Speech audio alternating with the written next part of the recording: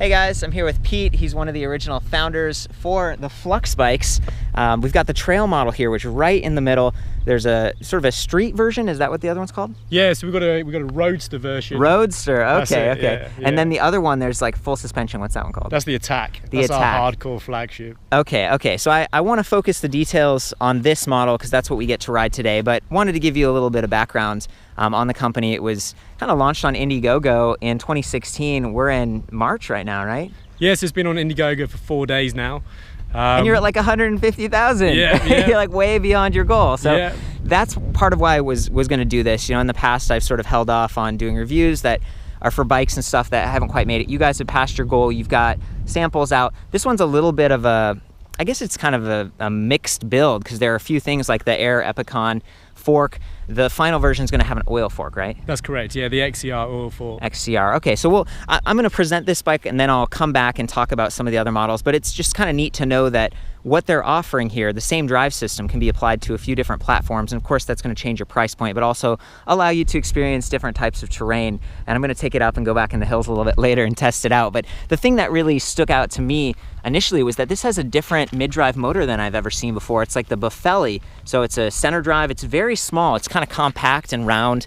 It offers really good power between 250 and 500 peak output. This is the Gen 2. Apparently there's going to have a Gen 3. That's what you're going to ship with? Yeah, that's correct. It's going to be the Gen 3, so the latest version of that's going to be 65 to 70 Newton meters. Pretty powerful. And not just power on this bike, but you also get decent speed. Top speed is about 25 miles per hour in pedal assist mode. The final build's going to have a throttle, which this one doesn't right now. But that's kind of neat. You know, I don't see too many electric bikes that are Speed Pedal X that also give you throttle, that are also kind of off-road. It's sort of a do-anything sort of a build. Is that what you guys were going for? That's exactly what we're trying to do. Yeah, you know, you can take this into work on, you know, your morning commute. You can also take it off-road as well. It does both. So. Okay, and I was reading, you know, you filled out some specs and stuff for me. I'm hoping that the final version has some like, I see the little threaded eyelets down by the dropouts, but maybe some bosses for adding a rack or something. Exactly. We can have bosses for racks, rear fender, and for bottle cage. A bottle cage. Oh yeah, you've been listening. Yeah, and I actually like this frame a lot. That it slopes down pretty aggressively because it lowers the standover height. We were checking that out earlier. Just makes it a little easier to kind of stand over it because this does have the 27.5 650B tires. By 2.1, so pretty fat. You know, it's going to give you good traction, some cushion out on the trail, and I think, what was it, 150 millimeter or was it 120? 120 millimeter. 120 travel. Yeah. Okay, with remote lockout is what they're going for. That's always nice, again, to be able to kind of go from city riding to a little bit of off-road. You know, it's a hardtail bike. Let's just come back here.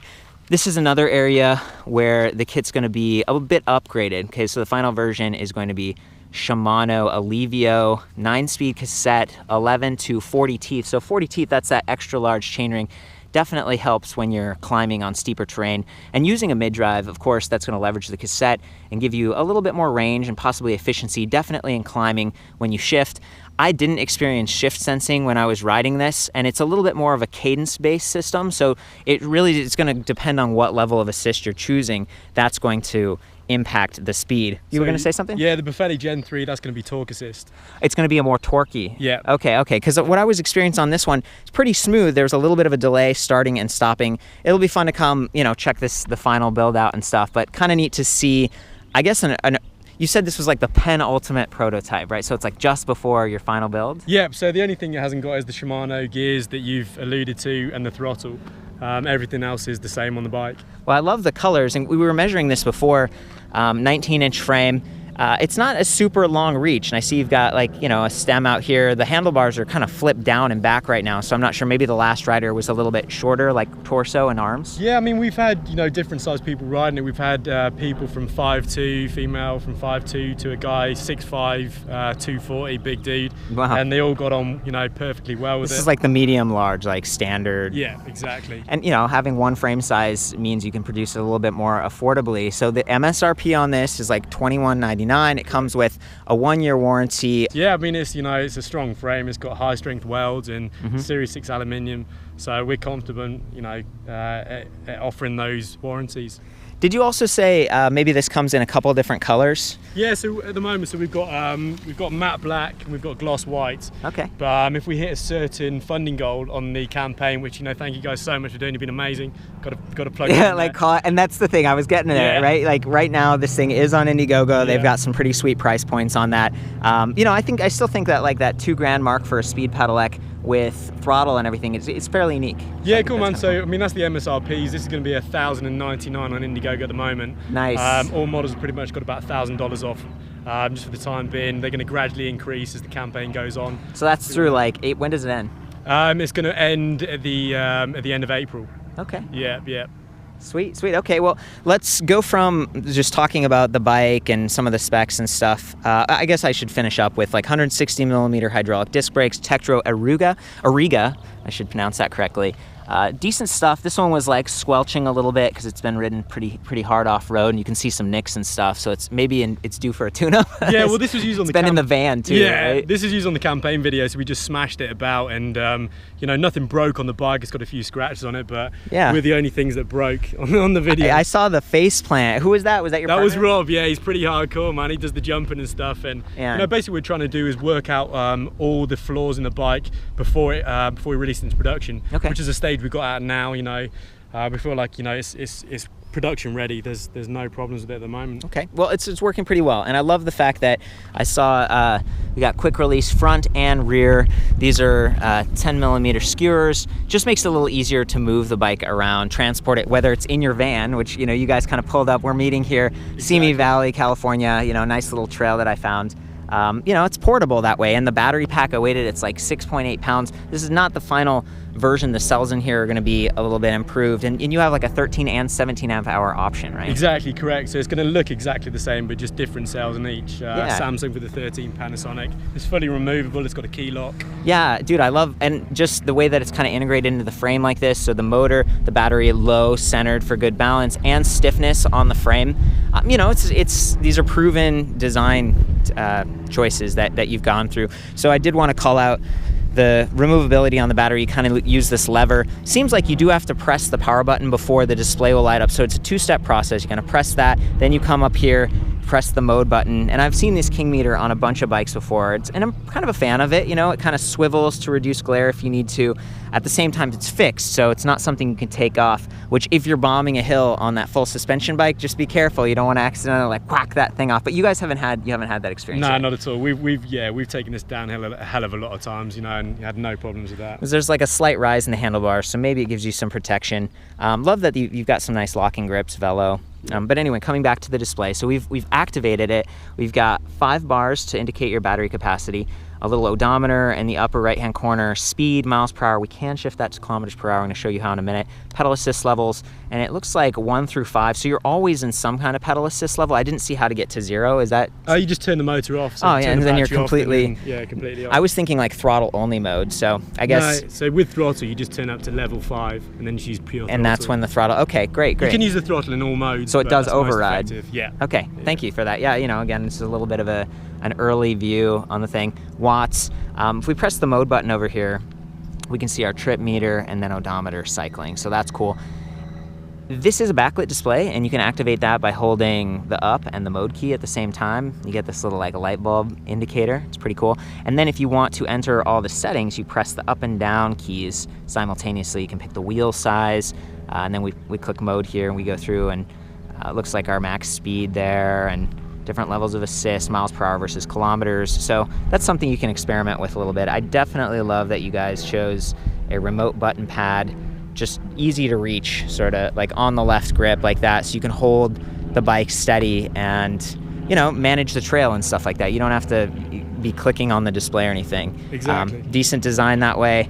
I think maybe it's time to just hop on and go for a little adventure ride. But cool. Yeah, thank you, Pete. It's been a ton of fun. And I love your accent. Where are you from originally? I'm from the UK, London. From the UK, and then is there some Australia in there too? A little bit, yeah. I lived in Australia for a little bit, so yeah. And maybe a shout out just for your whole team. It sounds like there are like 9 people involved with this, maybe 6 core team members or something. Yep. So yeah, six hardcore team members. And then it breaks out into 9, so a few periphery, got videographer and stuff, and a really tight knit family. and great people. So yeah, thanks so much, guys. You're awesome. Yeah, and I mean, you're pouring yourself into this. That's part of the fun of it. Like, we're meeting, we're hustling, trying to get the thing, you know, seen and generate awareness. The response has been pretty phenomenal, it seems like. I also like your shirt. Can I see the back real quick? It's our own design as well. Yeah. Want to ride? I don't know what you're talking about right there. This might be some sort of illusion. Cycling, yeah. Yeah, that's sweet. Thank you so much. Cheers, cool. Thank you. Okay, I've got it in pedal assist level 5, so you can hear the motor. Just, it's going to be more pronounced. It's going to give us a little bit more, you know, pickup for the demo ride. I'm very excited to see their Gen 3 motor. I'm actually pretty impressed with Gen 2, just how small it is. It's very compact. It's pretty smooth. Relatively quiet in like the higher gears when your cadence slows down. It's going to be a little bit zippy for this first part as I switch up. And just watch that chain ring, like when I stop pedaling, for how responsive it is. There is a little bit of a delay.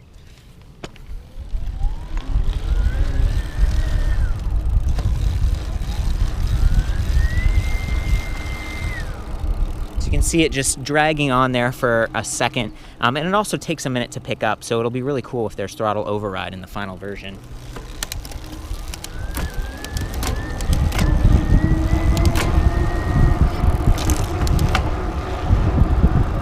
Very cool, and I did get it up to 25 miles per hour on this same road earlier.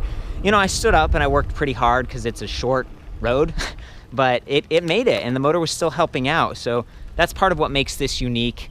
The 250 to 500 watts, like how powerful is it? I guess it's gonna be a little bit hard to say until, you know, I get a chance with a trigger throttle and all that, but this is working pretty well. You still get the power characteristics of a mid-drive, so I like that.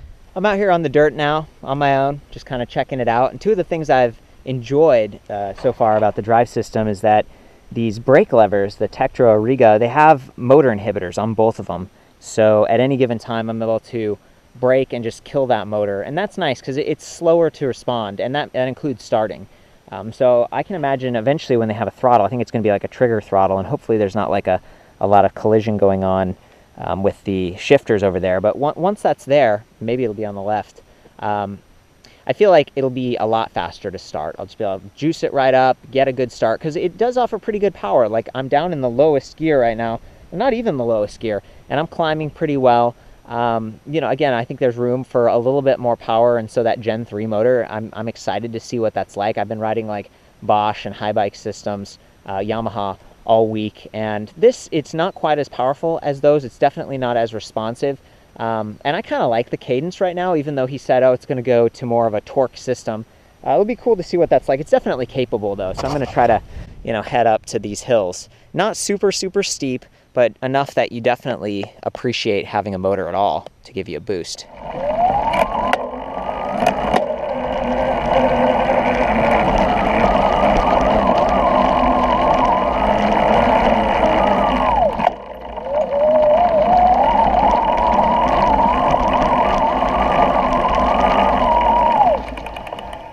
Didn't take too long, I didn't have to hop off.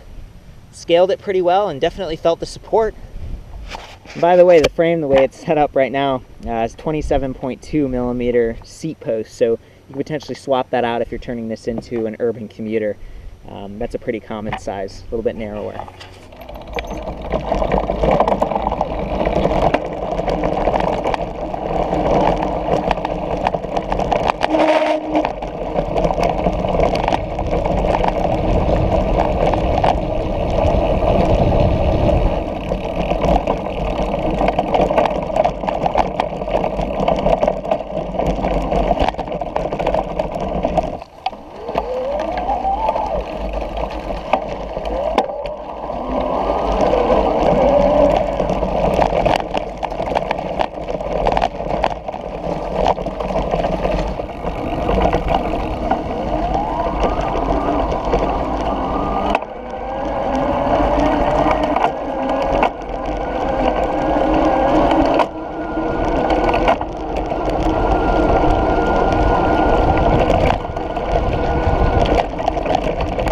I've been being pretty conscious about my shifting, but I haven't noticed a ton of mashing. And I do like that it has a single chain ring up front. It just keeps the whole thing kind of lighter and less problematic in terms of tune-ups and stuff. So That's very cool. That is the Flux Trail. It's their mid-level offering, $21.99 for the MSRP. Again, a little bit cheaper on Indiegogo. It's been fun to see this thing. I hope everything works out great. Again, this is a crowd-funded e-bike.